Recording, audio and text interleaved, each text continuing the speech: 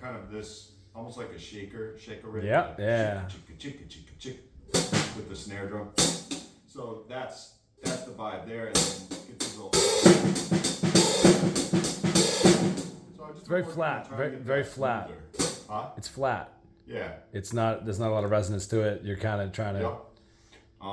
It's gotta sit like it's just. It's all about the pocket. You know, there's no flash to it. So. Creating the pocket. Yeah, it's all about the pocket, and the kick's very simple.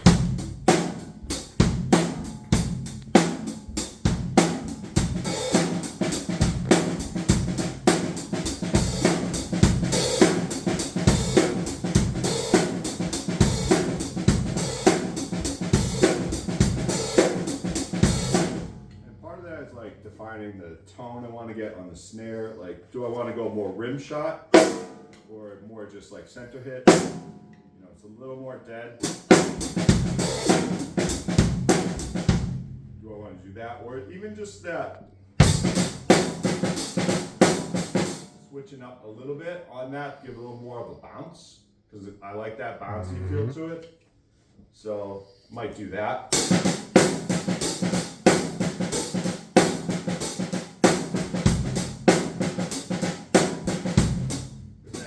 Fitting those kicks back in, so.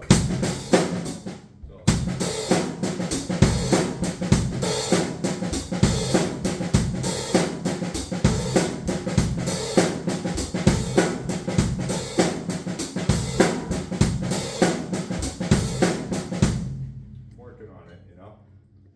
So try and make it sit right. It's all about the feel. Oh, I believe it. I can see it.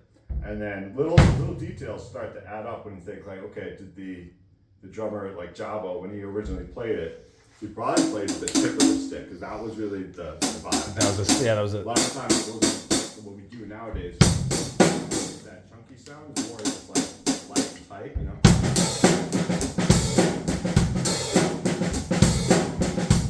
Giving that light touch, but then the snare, you know, fast backbeat, and the kick. Whether to bounce the beater off of the drum head, like let it rebound, that's another choice because back in the day, a lot of guys plant their foot down and keep it there. So factoring that in, like how's that going to affect the body? You know?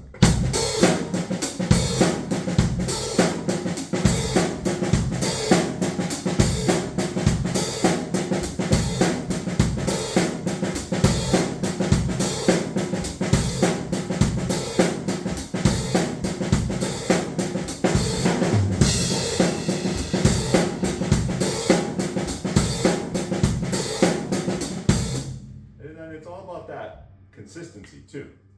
You can't drop the ball, so to speak. It's all like, you know, it develops, and like they say, like you can make the wall sweat, you know, like just groove. You don't even need fills.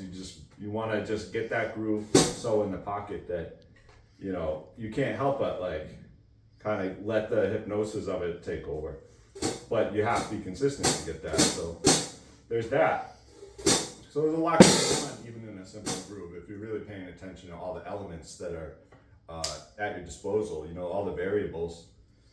And then, you know, and then just finding how to make it fit. You know, tempo is huge, so maybe try a little faster, might give it a different sort of flow or vibe.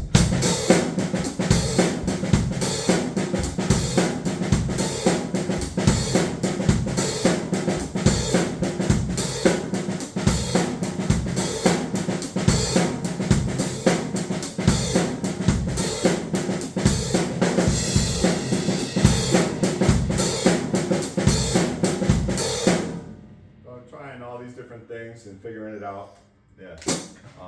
And then, you know, how to kind of fill around that and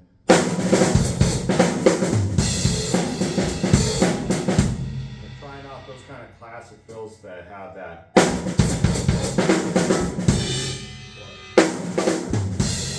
That's more Motown, but I love that.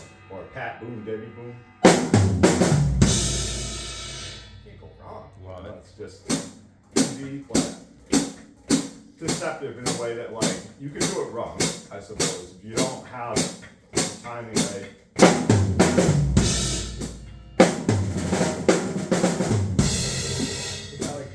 It's the framing around the picture. It's like this is that's like the that's the sun. You're on a hammock, right? That's the sun. That's the groove. That's why you're out there. You're soaking up the sun, and then you got these clouds. The cloud passes overhead, but it's not all about the clouds. The clouds are just a nice little break from the sun. Makes you appreciate the sun even more, and it gives you a little something interesting.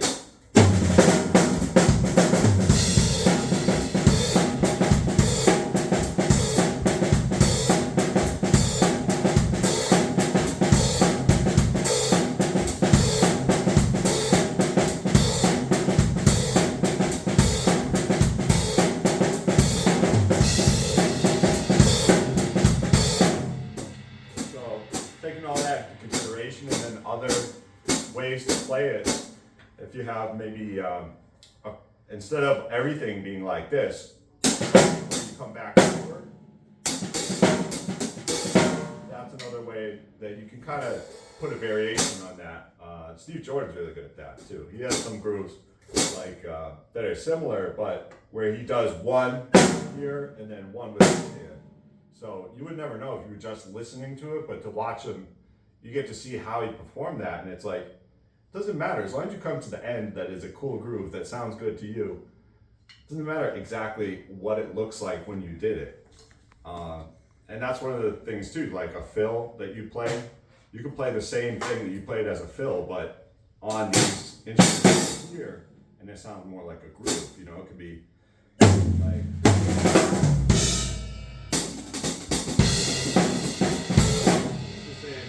same sticking there.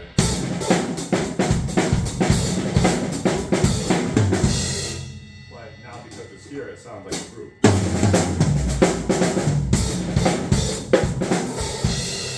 It's the same, but you know, it's how you frame it or how you put it through a different filter, and you get a different vibe. Well, you're particularly seems like you're the opposite of being sterile. It's very much so. It's about what you feel and putting that feeling into what you do.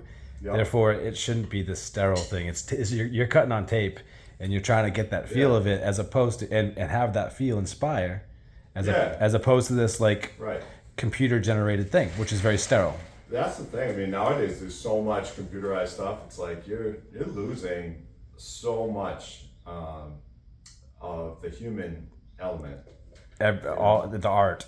But for certain vibes, I will say, it works, and it's a certain aesthetic that works in hip hop or in pop music, where it's like you almost want it to sound like a robot for some stuff. Picasso and Michelangelo are both geniuses, right? They were both what they were, but they were different, very different. Very different. And you need both.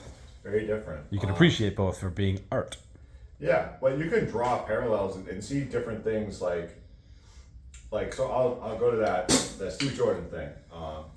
Let's see if I can remember how he would kind of approach that groove like that.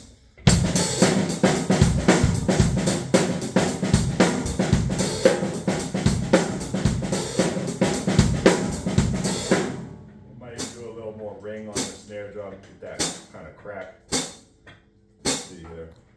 Turn down the muffling.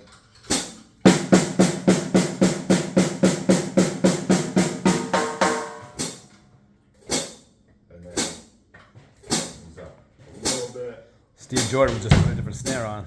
Huh? Steve Jordan will just put one of his 12 snares on. Yeah. His snare drum, man. Well, he's got literally, I remember that Crossroads thing, I'm pretty sure he had like 12 on tour, and every song, other than, there might have been one repeat snare. Yeah. It was like, he had a new snare for every song. It's crazy. But he has that resource. But it's brilliant too, because picking the snare drum, and I used to want to do that with a lot of shows. It'd be like, I wish I had like a drum tech that would just run out another snare drum for me. But when you're playing clubs and stuff, you don't have that luxury. Oh, that makes you more creative. It makes you get in find it a different way. Right. But his snare drum is, in a lot of ways, you know, his signature. Like he's known for having that kind of crack, but at the same time, there's a lot of tracks where he plays a real gushy, like low tune snare drum, and he's great at that too. But for this type of vibe, a semi-high snare drum works well.